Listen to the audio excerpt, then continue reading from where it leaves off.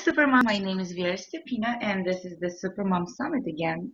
Today, my guest is Michelle Davidson, and she's a board certified holistic health coach. She's a licensed massage therapist and a registered dental hygienist. Her most important and gratifying occupation is being a mom, of course, like it is for all of us. And after navigating her way through divorce, depression, weight gain, she decided to take control of her life.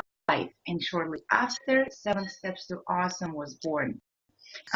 Michelle shares her knowledge and provides support by teaching others how to lose weight, reduce stress, and have more energy. And her spiritual, holistic approach to health focuses on diet and exercise and how they affect personal and professional relationships.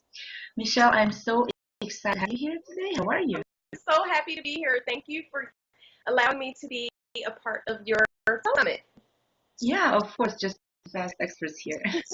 um, can you please tell us a little bit about yourself, like your story? How did you get inspired to do what you're doing today?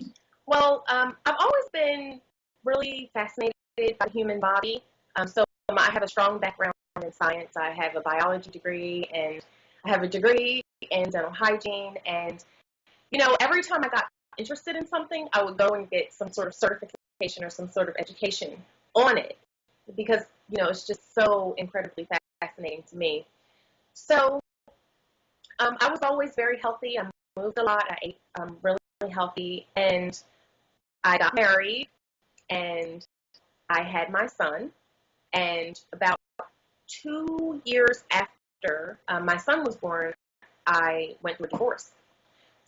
So I was very depressed and I went back up to my baby weight with no baby. And, I just fell in this hole. And fortunately for me, I had the knowledge, I knew how to get healthy again. But I did have to seek help to, deal with all the psychological stuff that was going on. So, once I did that, I decided that I was going to put together a program and I was going to share my knowledge and my life experience with other moms because I know a lot of other moms, even if they haven't gone through divorce, they still suffer from a lot of the same issues. Sort of like, being in this body that you don't recognize anymore. And then the dynamic of your family changes. So you may, no longer be the center of attention, especially from your spouse or significant other. And now you've got this baby and everybody just, moves over the baby and nobody cares about you anymore. So, there's a lot of things that go on when you become a mom. And I think it's great. I find that there's strength in numbers. And I think it's great when, moms get together and try to pick each other up. Yes, I agree with you. And I forgot to mention for everybody that Michelle is the founder of the Incredible Mom, and she's wearing her cape today. I have a cape. Incredible. Yes, I absolutely agree with you that when we get together, we help each other. And sometimes we don't even feel like we're helping, but just being there, listening, supporting, I don't know, voicing our opinions, not necessarily it's going to be the same as yours, but I think all of that helps, and in the long run. Yeah, it really does, and it helps. That it helps you to realize that you're not the only one going through things. Yes. So we pretty much, have similar issues. I think that moms deal with. So it really is helpful to get together. Yeah, and especially sometimes from the outside, might look like everything is fine. It doesn't mean that it is fine. It means just maybe she open up, maybe she's too shy, or maybe she feels like she's not as good as somebody else. Right. So it always helps to have friends. Well, I know that you are focused on nutrition, and you always talk about good nutrition. What is good nutrition? What does it mean to you? Well, good nutrition to me is, I have a more holistic approach to health, and nutrition is not just what you put in your body. It's your lifestyle. Actually, your lifestyle is just as important as the food that you eat, because, we've all tried to lose weight when we're not sleeping well, and it's really hard to do so. So I think, your stress levels, your relationships, um, you know, um, personal and professionally, your sleep patterns, things like that, all have an effect on your health. So that's good nutrition to me is, not only eating well, eating whole, non-processed foods and drinking plenty of water, but it's also, learning how to manage your lifestyle and, you know, really making that an important, making that priority in your life. I see. So, and I assume the good dental hygiene fits right into that too. Oh yeah, absolutely. Yeah. So since we're talking about good nutrition, uh, we always hear about GMOs these days. GMOs this, GMOs that. And I actually have an expert on GMOs that she was aired 2 days before you. And but I wanted to know maybe a little bit more if you can put it in simple words, more simple words for us. What are they? Why are they bad? Are they bad? Well, GMOs are it's pretty scary actually what's going on right now, and there's a bunch of initiatives to get genetically modified organisms. That's what GMO is, to have them labeled. And a lot of people don't understand really what they are and why we want to know what they are, why we should know what they are. So genetically modified organisms are, they're seeds that are made by chemical companies that are genetically engineered. So it's pretty much like it's like a biological experiment, and they're changing different parts of the seed so that the seeds, when they're sown, can withstand massive amounts of chemicals, herbicides and pesticides. So they'll grow. And, it's really a newer technology, and we're basically like lab rats right now because we really don't know what the long-term effects of, consuming GMOs is going to be. So it's really scary, and there's not a whole lot of, unbiased research, but some of the research does show that, they're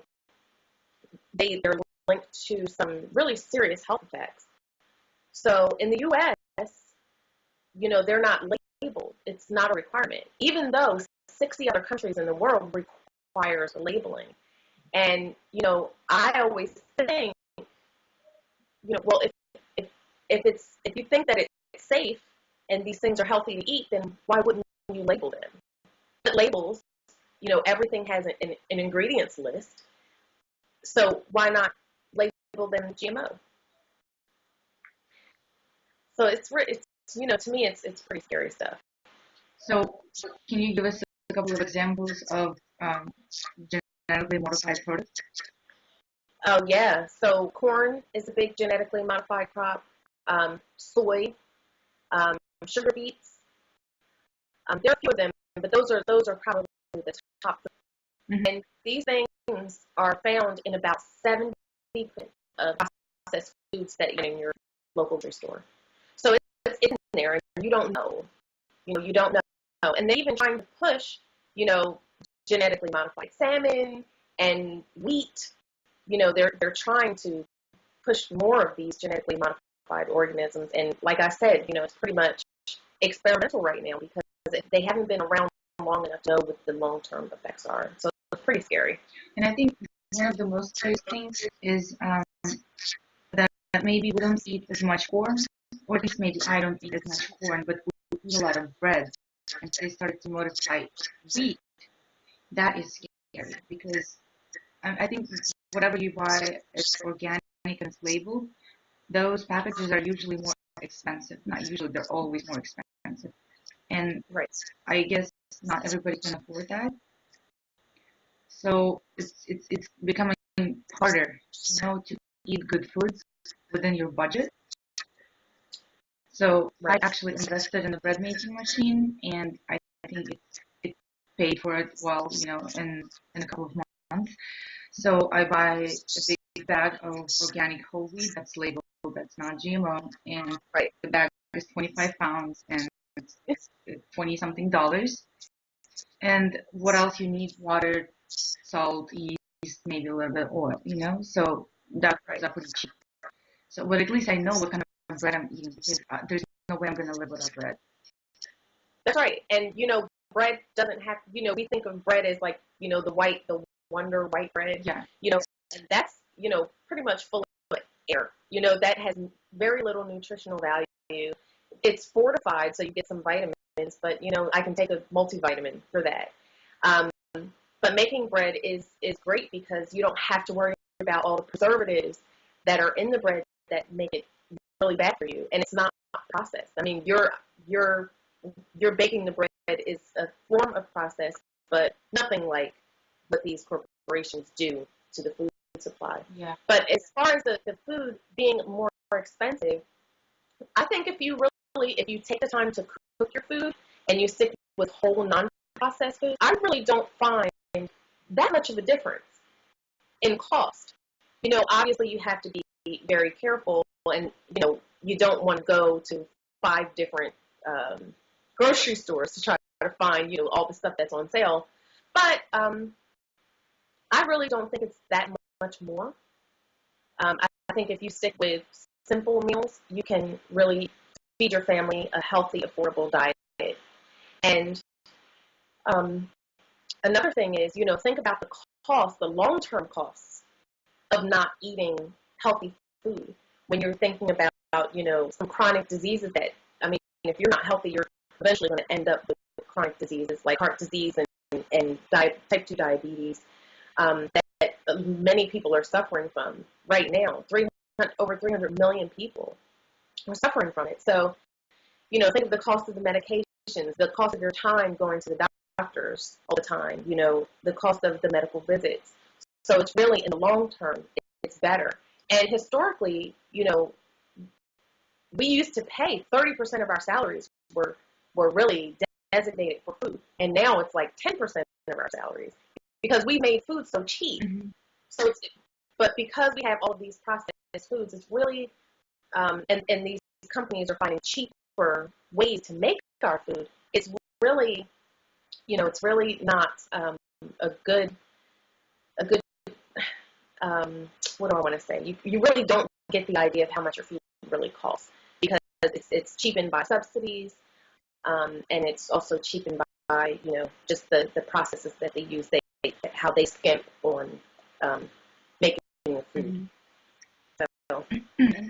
Since I mentioned the bread, do you think it's really necessary to avoid certain foods if you want to lose weight or become more healthy, become healthier? Like their diet or just stop eating rice and you lose weight, or stop eating bread and you're gonna lose weight. I think you should stick with whole non-processed foods. So I think that anything, if it's in a box in those middle aisle, call them the middle aisles in the grocery store, and I'm like, unless you're going to get like olive oil or something like that, like stay to those 3, the produce aisle, the meat, and the refrigerated section. That's really where you want to shop to get everything that you need. So processed foods, I would definitely say stay away from. They have so many additives. Most of the sugar that we consume, we consume in processed food, and we don't even know it. Like there's lots of sugar in bread. Imagine how much, you making your own bread, how much sugar you're taking out of your diet. And just in all kinds of sugar in places that really you feel like it doesn't belong, like in tomato sauce or tomato paste, and just all sorts of places. So staying away from that processed food is really, really important. But you wouldn't recommend to eliminate any food groups, let's say. I think everybody's different. Some people can survive like on a vegan diet, for instance. Some people can survive just being a vegetarian. But I've seen some really sickly looking vegans. And you kind of just want to say, can you go eat it? Like a hamburger? Because it just does not, what works for one is not going to work for the other. So it really depends on how your body deals with certain things. Some people can't do dairy well.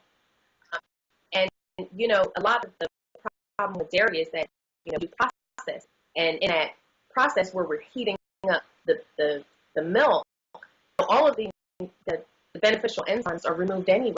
And then they put it back in with when they fortify it. So it's like, I know there's a whole raw milk movement too, and they say that that's, studies have shown that, that's more helpful and beneficial.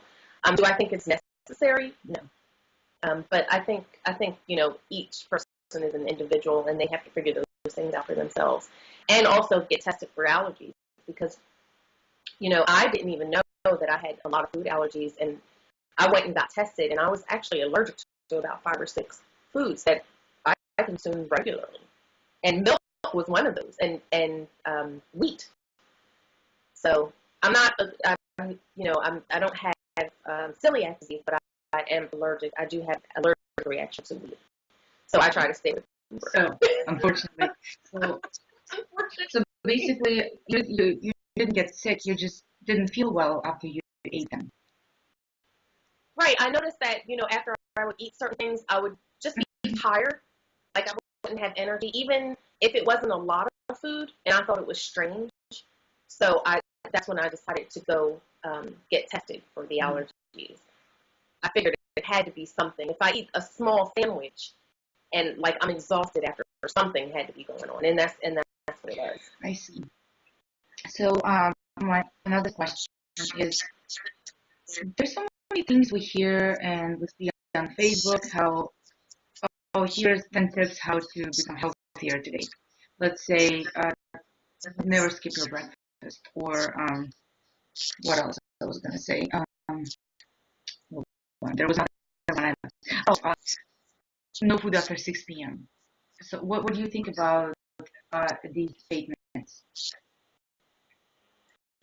I think, nutrition experts are probably like building the plane as they fly it. And, so there's a whole bunch of new research about intermittent fasting.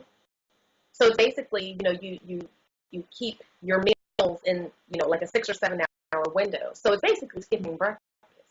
So there are some studies that show, hey, it's not as important as people thought that you have breakfast every morning. And so I just think that it's, like I said, everybody's different. Some people are very lethargic if they don't have breakfast in the morning. Some people, have to keep lunch late. I think it's all pretty much up to you. But I think, I'm trying to think of another. There's so many myths, and I can't think of it right now. But there's so many. But to just say breakfast is the absolute most important meal, that's I don't think that's true. Because I know plenty of people that are thriving doing the intermittent fasting, and they are skipping breakfast, and they're just basically eating their lunch and dinner within that 6 and 7 hour window. Yeah, I know some people who are perfectly fine without breakfast. For me, I think personally, I could go light on dinner, but if I don't eat breakfast, I'll be angry for the whole day because I wake starving, right, and I run to the fridge. So I agree that I think it's personal, and it's different for everybody. It is, and also, the grazing, that was the thought for a long time that you should eat like 6 or 7 small meals a day throughout the day. But that also doesn't work with some people, because as hunter-gatherers, we pretty much didn't, we didn't have access to food all the time. So when we did have access to food, we would eat a lot. And so your body kind of feels like, okay, she's eating a lot, so we may be about to go into famine. So it holds on to the fat.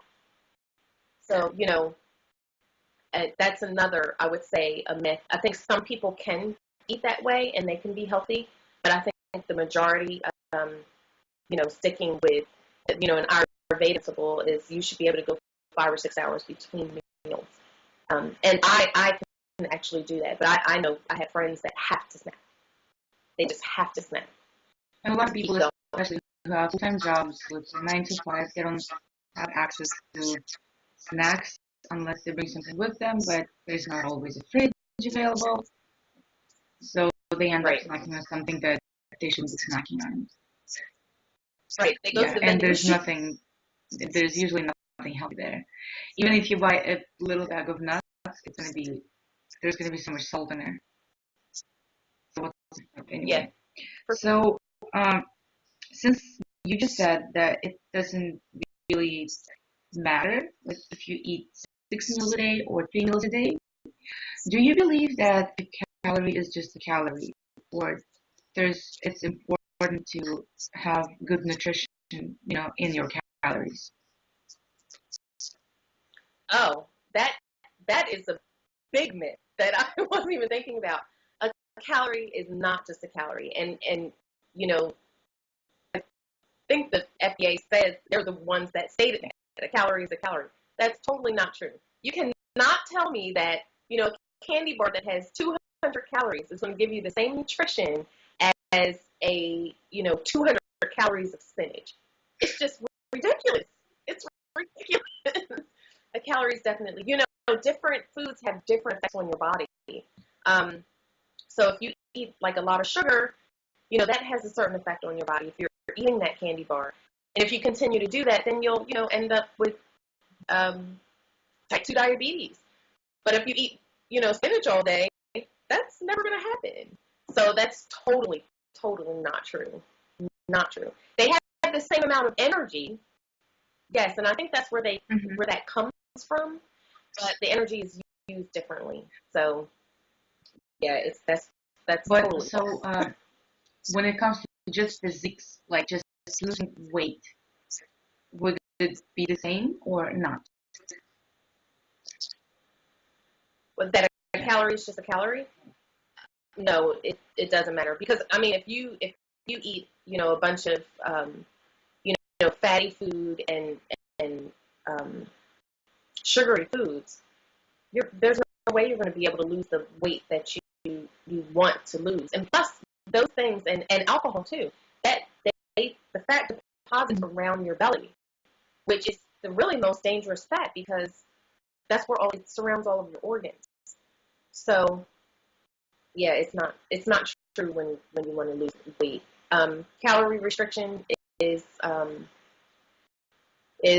I mean important. I mean you don't want to eat like 5,000 calories a day, but at the same time, the same time you want to eat healthy. And I don't think if you stick to a reasonable amount of food, you're going to know eat that many calories in a day anyway. I agree with you. It's just So the reason I'm asking this question is because there's this hype around, you know, if it fits within your macros, you're good to go.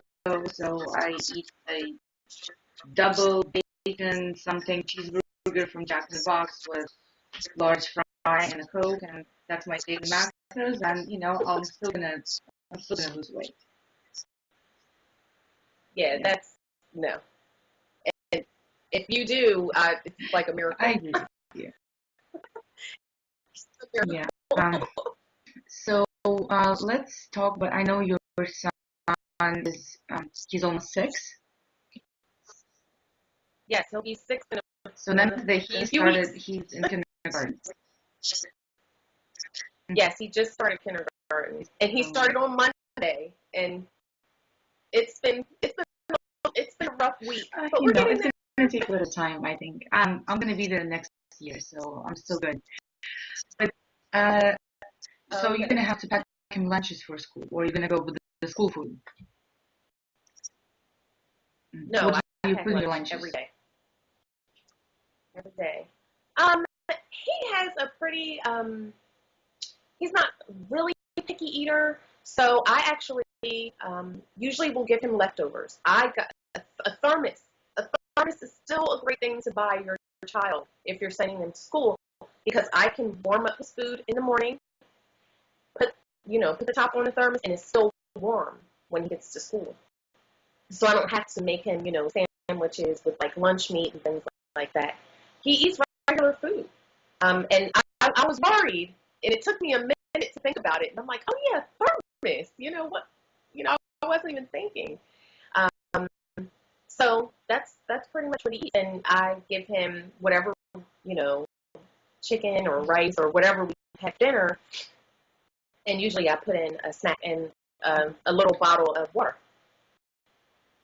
So, which I use a reusable bottle of water. I don't a Um, little. but so let's say he's not in school and you're going somewhere or you're home. Do you give him any snacks? Where are some like good examples of snacks for adults and for kids? Um, well, especially if we go out, I always carry something. So because that's, you know, sort of like being at work and you're stuck without a snack, and here you are hungry, you have to go to the vending machine. That's what happens if you're out shopping. Same thing. So I do try to be prepared. I always have some like fruit, maybe a banana or some like an apple. Um, but if we're home and I can actually like prepare a snack, I love hummus. I love hummus, and I make it. You know, it's easy to make yourself. You don't really have to buy it. Um, some simple ingredients. You put it in blender. So I make hummus and always have like some fresh vegetables, broccoli and carrots, and I like red and green peppers, um, and also apples and like almond butter, or you know, I don't. There's a lot of peanut allergies, and my son actually has a peanut allergy, so we don't do that. But almond butter is always good. So I like apple slices with that too, and sometimes I dip those in the hummus too. It's kind of So it's something that he can eat and you can eat, and you don't have to make two snacks. Let's say. great. And you know, I'm not a short order cook, so you know, it's one meal. We're going to eat it. But the good thing is, I introduced whole natural foods to him when he was a baby. So you know, I never bought baby food. I always made it myself. I either mashed up avocado, um, or I would steam some peas and mash them up myself. So he really had a broad palate from a very early age. Um, so I think the earlier you give your kids things, the better. I fed him. I like a lot of international foods, so I eat a lot of curry, which is really good for you. So I fed him that at a pretty early age, and now he's just accustomed to it. Where some kids are like, "Ew, you know, what are you eating?" But Yeah. you know, he I'm likes actually it and going he's through used this to it. myself now because my younger son just turned one last week, 2 weeks ago, and I can't say that I never bought baby food. Whenever we had to go to the zoo with the older son, I would bring little pouches with me so they don't go bad. So Right. I always have a few of them in my pantry, just if we have to go somewhere. But I did Mm-hmm. exactly what you did. Whatever we eating, or when he was younger and he couldn't like necessarily eat that, I would just, I don't know, cook some sweet potatoes in a steamer and just blender, and it's so easy. And people think that you need to buy this crazy expensive fancy baby bullet thingy for I don't know how much money containers. I have a hand Oh, blender that way. cost me $20 on Amazon 5 years ago. Yeah. Yeah, And when and it's it put works in just a cup, fine, that one. and it blends everything well, including even like when I started to introduce meats, I would blend it with some chicken, and Mm-hmm. he likes it. And now he eats whatever. The other day he stole a pickle from a table and he ate that. I'm like, really? You're 1 year old and you like to eat a pickle? I don't know too many 1-year-olds, so you may have a good eater. Like it may be time to introduce like some Maybe that, sauerkraut or because we something. actually You had it know, yesterday. I didn't think about it. He already wasn't bad. But what I'm saying, I didn't do that with my older son because I didn't have that many mommy friends. I didn't have, like, I don't know why I was told that, it's the baby turns 6 months, you have to go and buy baby food. So I did. right? And a lot of people feel that way. It's our custom. It's pretty much what everybody else has done. So we just follow suit. And you know, when I was little, thank God for my grandmother, because my grandmother, she had a small farm, and it wasn't to make money, you know, or anything like that. It was just a farm to feed her and her family. And she had a couple of chickens, some little pigs, and you know, she had a big garden. And so I learned a lot from watching her like prepare like real meals. And I saw like if there was chicken on the table, we saw her go out and get that chicken. And and and dress it and everything. Then later on it was on the table. So I was really close to the food supply, my food supply. But that was down in Virginia where my mom was raised. And then my family moved to New Jersey, and it's sort of like everything just became to be about convenience. So, my mom bought the baby food, she bought the diaper, everything was just about convenience. I wasn't even breastfed. I was just, bottle fed. So, like I said, thank God for my grandmother because she set that example for me. And I first learned about these things from her. I mean, she used to make her own ice cream. Everything was fabulous. But most people, No, people don't do that anymore. it's time Don't do that consuming, stuff. but it's time amazing how much consuming. time we spend on other things, right? Yeah, exactly. Yes, Even like Facebook. Facebook. Yeah, I mean, social media is, it's like when is it too much? The technology is a wonderful thing, but sometimes I Yeah, think and we're even too watching addicted. TV. I mean, don't get me wrong. After a long day, I'm tired. We did dinner. I cleaned the kitchen. I like to lie down on the couch for 30 minutes and just relax and watch something that doesn't make me want to think about anything. So I just relax before I go to bed. But Right. there's so many different shows, and people start asking you, "Hey, what show are you watching?" Blah blah. And I asked them, "Oh, what should I watch?" And then I kind of decided, you know what? I'm not gonna watch those shows because I'm never gonna catch up. There are 85 seasons. I'm lucky if I catch up with them before I Right. die. If probably not. So usually I just pick one show and I watch an episode once every 2 days or maybe once every 3 days. I'm stuck on Grey's Anatomy and I feel like they're my family. So that's pretty much the only Oh, show I'm ever watching, and I don't ever watch it when it's live. I usually watch it when it comes out on DVD or on Netflix. But I think those things are kind of okay. But yeah, it's not okay to watch like five I think hours of so. TV every day because you could have spent this time on something else, making baby food. Right. Like making baby Yeah. food, exactly, or making dinner, or exercising. But I think just to loaf, I love to just loaf. It like you said, Yes. about 30 minutes a day. I just want to do like absolutely nothing, and I think that's healthy. There's Yeah. a lot of something in that nothing. So I think it's great to just veg out and great to take that time. Sometimes you can take a nice bath or something like that. But whatever it is that you enjoy, I think it's important that you do that. But like you said, it's not like you're sitting in front of the TV for 5 or Yeah. 6 And hours. especially Grey's So Anatomy is very there's educating. no I'm harm in learning that. about medical terms and different procedures. So I like to think that I'm educating myself on something that I probably would Right. never learned before. Or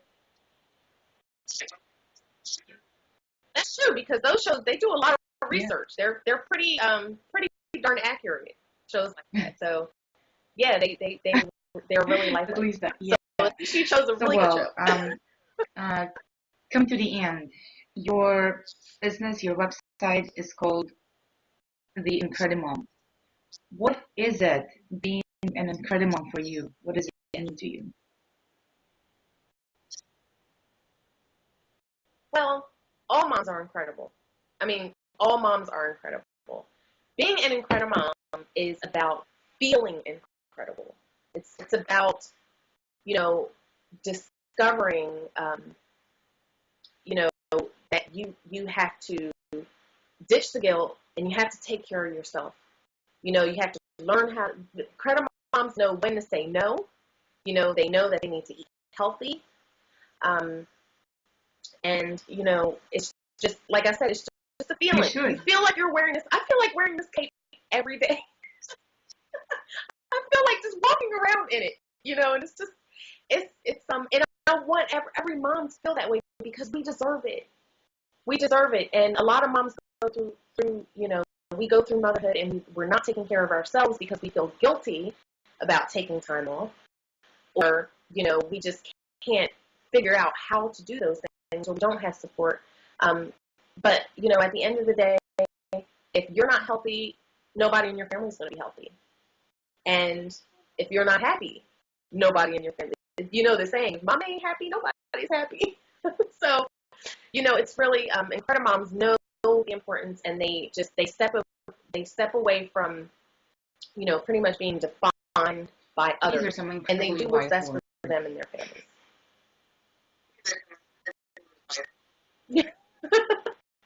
And I know it's difficult to do, and that's why I always encourage people. Everybody's not going to want to work with me. Everybody's not going to want to work with you. I think you find somebody that you have a connection with, and you get the help that you need, because there's no shame. You're no less of an incredible mom if you get the help that you need. And like I said, there's strength in numbers. So join some sort of community. So you can have the accountability, and you can have the support that you need to be successful, because it is difficult to pretty much change your life. It's difficult to change your way of eating. It's especially if you don't know how to cook. Yeah. So community is very important. And a lot of women feel like less of moms or less of women if they get help, but you can't feel that way. Everybody needs help. Everybody. It's incredibly hard. It's so hard. You're always gonna. Well, I can say that I always want to go back to the way I used to be. I don't want to go back to the way I used to eat. But there's still days when I think I just want to eat that pizza, and I used to not care. But so I eat pizza. Yeah. Yes. You know what? You eat it slowly, and you enjoy it, and you show it love, because you don't want to attach a guilty feeling to that, because then you start, having all these crazy emotions about food. It's okay. It's okay. You eat your pizza when you really want it, and then tomorrow's a new day. Yes. And you start off eating. Michelle, thank you so much for making time for the interview. I'm really excited. I'm so glad that you were here. Shared so much really important information for all of the moms out there. Thank you. And again, my name is Vera Stepina. Probably by now you remember my name already. And this is the Super Mom Summit, and I hope to see everybody again tomorrow. Thank you so much.